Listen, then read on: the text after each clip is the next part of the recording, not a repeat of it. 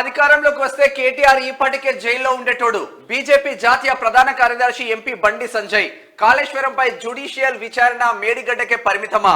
అవినీతి బీఆర్ఎస్ నేతలను కాంగ్రెస్ ఎందుకు కాపాడుతున్నదని ప్రశ్న.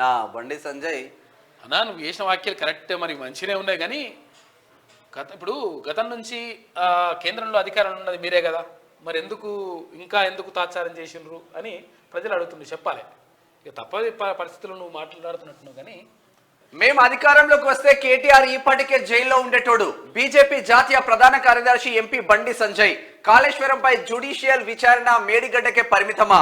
అవినీతి బీఆర్ఎస్ నేతలను కాంగ్రెస్ ఎందుకు కాపాడుతున్నదని ప్రశ్న. బండి సంజయ్ అన్నా, నువ్వు చేసిన వాక్యాలు కరెక్టే, మరి మంచినే ఉన్నాయి. కానీ ఇప్పుడు గతం నుంచి కేంద్రంలో అధికారం ఉన్నది మీరే కదా, మరి ఎందుకు తాత్సారం చేసిండ్రు అని ప్రజలు అడుగుతుండ్రు. చెప్పాలి, ఇక తప్పని పరిస్థితులు నువ్వు మాట్లాడుతున్నట్టున్నావు. కానీ